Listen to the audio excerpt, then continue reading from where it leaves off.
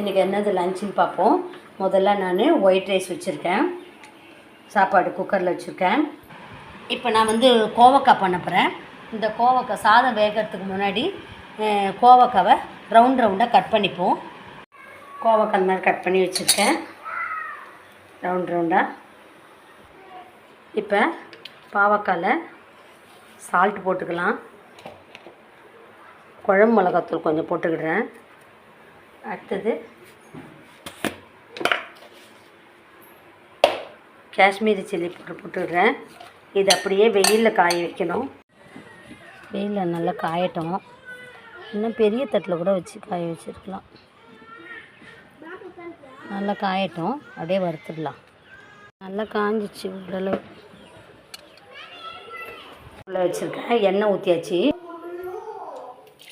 கடுகு போட்டிருக்கேன்.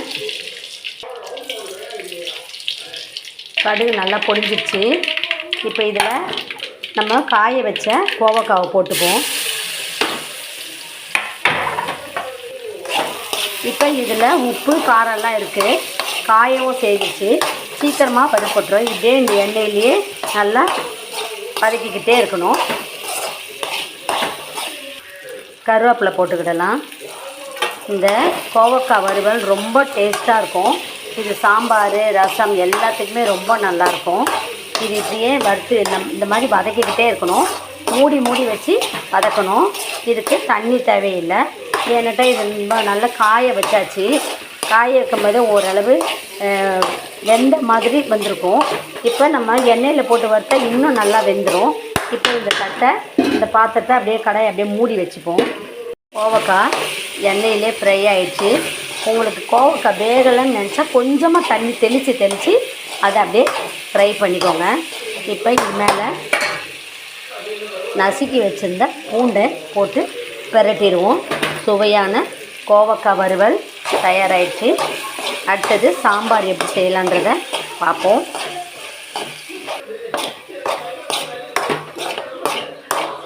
நீங்களும் அது மாதிரி செய்து சாப்பிட்டு பாருங்கள். ரொம்ப டேஸ்ட்டாக இருக்கும்.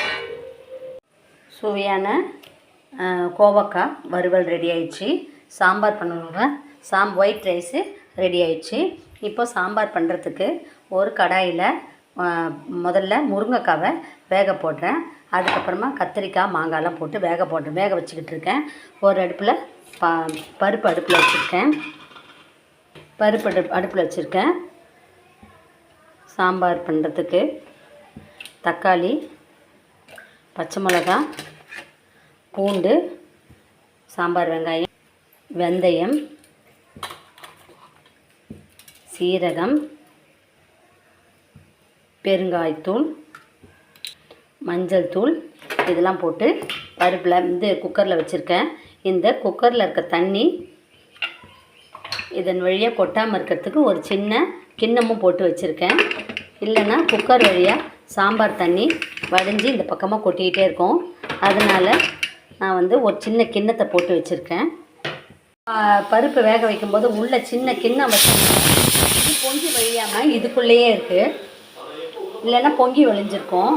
பருப்பு தண்ணியெல்லாம் வேஸ்ட்டாக போயிருக்கும். இங்கே வந்து ஃபஸ்ட்டே காய்கறி வேகும்போதே போட்டால் ரொம்ப குழஞ்சிரும். அதனால் இந்த கொஞ்சமாக வெந்தப்பயே அதுக்கப்புறமா தான் மாங்காய் போடணும். மாங்காயும் போட்டு வேக வைப்போம். கொஞ்சமாக குழம்பு மிளகாத்தூளும் போட்டு வேக வைப்போம்.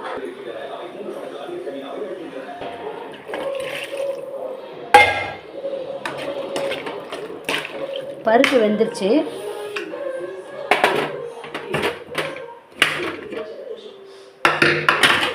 இப்போ இந்த கிண்ணத்தில் இந்த தண்ணி போகிறனால தான் தண்ணி வந்து வெளியில் வந்து கொட்டாமல் இருக்குது.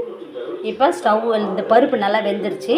இதோட பருப்போட இந்த வெந்த காய்கறியும் போட்டு வேக வச்சுக்கிடணும்.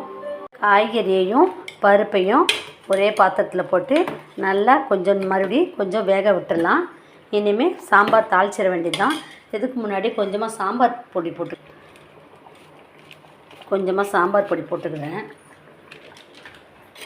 கொஞ்சம் நேரம் இது வேகட்டும்.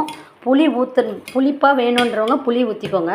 புளிப்பாக வேண்டாம், மாங்காவே போதும் அந்த புளிப்பே போதுன்றவங்க இதிலே இப்போ தாளித்து வச்சிட வேண்டியதுதான்.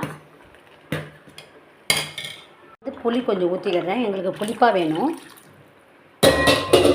இப்போ சுவையான சாம்பார் ரெடி ஆயிடுச்சு.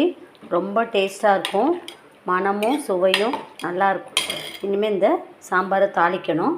இல்லை சூடாயிடுச்சு, கடுகு போட்டுக்கிட்டேன். கடுகு பொடியுது, வெந்தயம் போட்டுக்கிட்டேன். எப்பவுமே சாம்பார் வைக்கிறதுக்கோ ரசத்துக்கோ காரக்குழம்பு எது வைக்கிறதுனாலும் வெந்தயத்தை யூஸ் பண்ணிக்கோங்க. அடுத்தது வெங்காயம் கருவேப்பிலை போட்டு தாளித்து இதை தாளித்து சாம்பாரில் ஊற்றிட வேண்டியதுதான். சுவையான சாம்பார், கோவக்காய் வறுவல், ஒயிட் ரைஸ். இன்றைக்கி லஞ்சு இதுதான். சாம்பார் கொதிக்குது, இதை தாளித்து இதில் போட்டுற வேண்டியது தான். இப்போ இது அப்படியே பருப்பு, இந்த சாம்பார் கொதிக்குது, இந்த தாளித்ததை அப்படியே இதில் போட்டுற வேண்டியது தான். தாளித்து போட்டோன்னா சாம்பார் தயாராகிடுச்சு. உங்களுக்கு இந்த சேனல் பிடிச்சா லைக் பண்ணுங்கள், ஷேர் பண்ணுங்கள், சப்ஸ்கிரைப் பண்ணுங்கள்.